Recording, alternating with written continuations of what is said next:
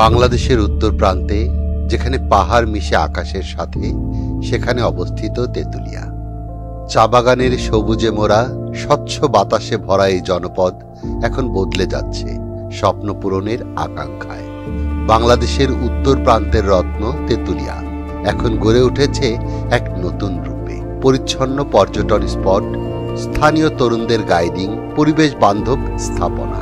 পর্যটনের পাশাপাশি তেঁতুলিয়ায় গড়ে উঠেছে নদী তীরের ওয়াকওয়ে।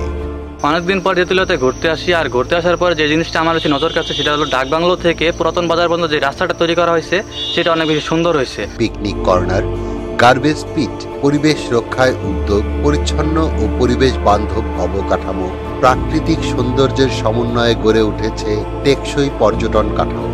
স্বপ্ন, পরিকল্পনা আর মানুষের অংশগ্রহণ, এই তিনের মিলনেই তৈরি হচ্ছে নতুন তেঁতুলিয়া। এই উদ্যোগ শুধু প্রকৃতি প্রেমীদের জন্য নয়, এটি স্থানীয় জীবনেরও পরিবর্তন আনছে। তরুণরা পাচ্ছে কাজ, নারীরা যুক্ত হচ্ছে পর্যটন সেবায়, অর্থনৈতিক চাকা ঘুরছে নতুন গতিতে। তেঁতুলিয়া পিকনিক করার সংস্কার করার পর থেকে অনেক পর্যটক অনেক বেড়ে গেছে, দেখার জিনিস অনেক ভালো হয়েছে, এবং কি আমাদের ব্যবসা বাণিজ্য আয় উন্নতি ভালো হচ্ছে। তেঁতুলিয়া উপজেলা ইউনিয়ন অনেক হেল্প করে আমাদের লক্ষ্য শুধু পর্যটন নয়, বরং মানুষের জীবনমান উন্নয়ন। পরিচ্ছন্নতা, খেলাধুলা এবং সমাজের প্রতিটি স্তরে উন্নয়নের ছোঁয়া পৌঁছে যাচ্ছে। তেঁতুলিয়া হবে দেশের উত্তর দরজা, পরিচ্ছন্ন, নিরাপদ ও সবুজ। রাতের আলোকিত তেঁতুলিয়া এখন আরও মোহনীয়।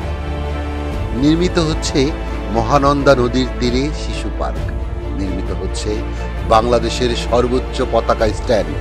তেঁতুলিয়ার প্রতিটি প্রকল্পে আছে দেশপ্রেম, নান্দনিকতা ও জনসম্পৃক্ততা।